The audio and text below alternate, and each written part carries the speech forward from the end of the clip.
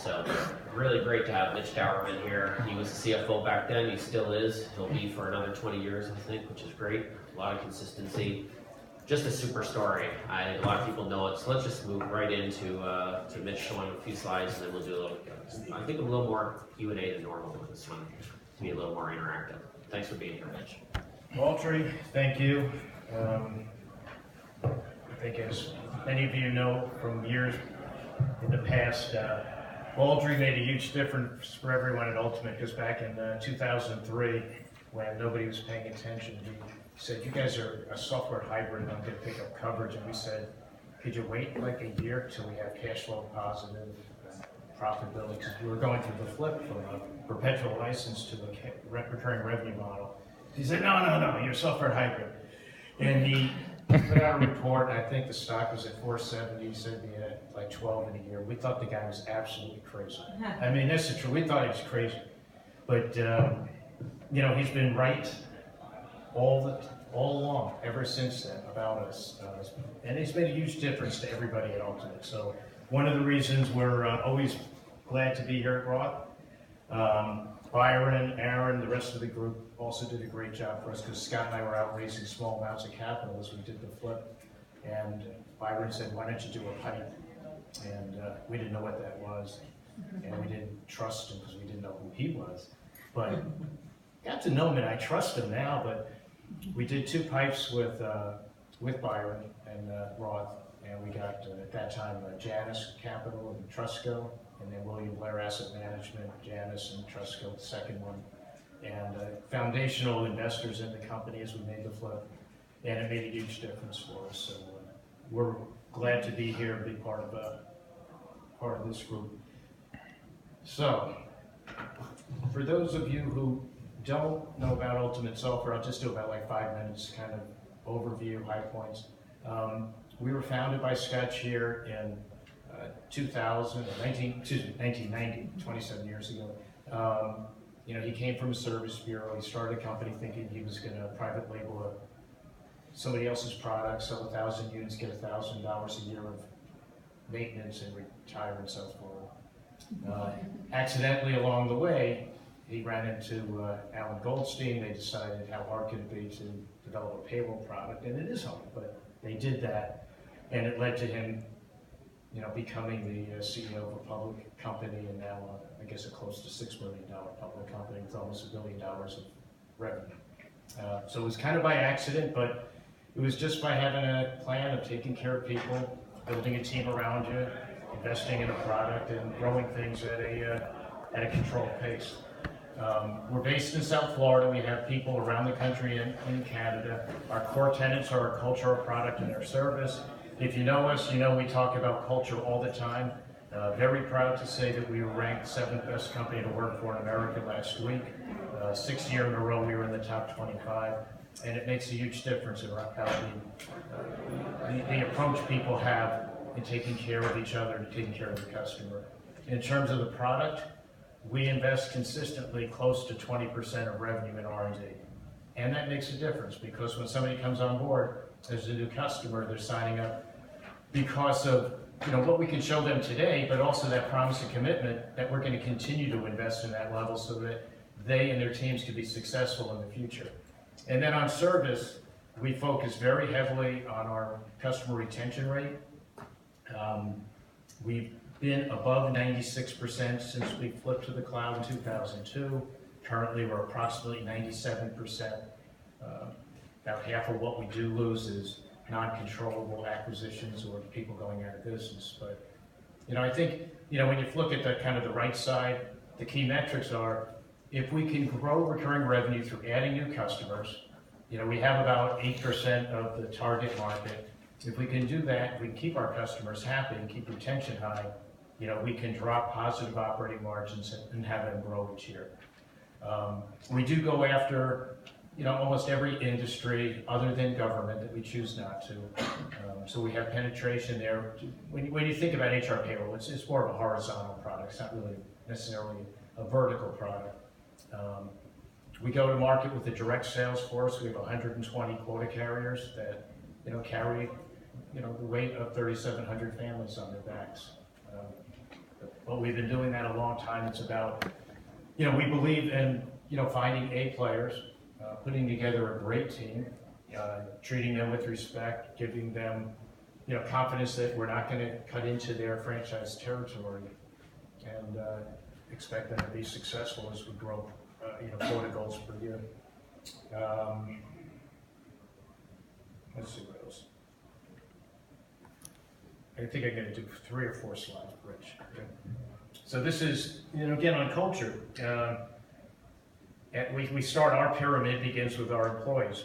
We bring them together for a new hire orientation, so everybody knows where we came from, where we are, where we're going, how they fit in. And we talk to them as business partners because everybody has equity. We also tell them, we're going to take care of you and your families. We pay 100% of medical benefits. Have always done that, even when we went through the flip, and it's something that we always will do. It's a commitment that we'll take care of everybody, but you have to take care of each other and take care of the customers. We have a 40% match on the 401k without a cap.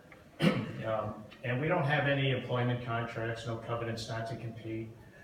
If somebody doesn't want to be there, don't be there. If you want to go try to do what Scott did and start a small company, we're okay, going to do that. Just don't compete against us. And if it doesn't work out, then welcome back. And again, I think you build a family, people who trust. You build a culture of trust within everybody, and they're working towards a very common objective, and they clearly understand what that objective is in very simple terms. From the customer side, we have 94.5% employee retention, and that makes a difference. When you think about if you're a customer support rep, you're dealing with the same customer year over year over year. That makes a difference in how you handle that. But you don't have a lot of turnover. You're not investing. You don't run costs, to rehire, to replace people. And then, we always say shareholders come third. There is a lot of consistency, longevity again, around the management team. Scott and I have been together for all 76 of our public earnings calls. There are 11 of us who run the company, and then everything falls down from there. There's a lot of leaders in the organizations. Let's see. We'll do this one. A lot of questions I get about the competitive landscape. Is it changing? And for those of you who've been around here for 5 years, 10 years, Kenny, how long? 20 years? I don't know. This slide almost never changes. The service bureaus are where 2/3 of the business will naturally come from. We do compete against some of the ERPs, but it's a lesser amount. But this is what will happen. For those of you not familiar, enterprise would be defined as companies above 2,500 employees, and mid-market strategic would be those underneath. But for the most part, even as the competition, say, gets better, our objective is take our 20% of revenue or close to it that we invest in R&D and make ourselves better. So it's a matter of, you kind of look over your shoulders to see who's out there, but you control what you can control. And if you can make your product better, your service better, your everything better each year, you have a good chance to keep doing what we're doing for a long time. Just real quick. Nobody goes out and changes the human capital management system because you walk in and say, we can give you a strong ROI. There has to be a catalyst. It has to come from lack of functionality, lack of a unified system for customer support, for reporting. Those are generally the triggers that get a sale in place. And obviously, when you look at why do we win, because we have a unified human capital management system, is why we win. We invest heavily in the functionality. You can see cost savings at the bottom. And it's not that you can be priced unreasonably, because we can prove ROI, but like I said before, if you're running HCM, payroll, HR, you're not changing a system to save a few dollars because it touches everybody.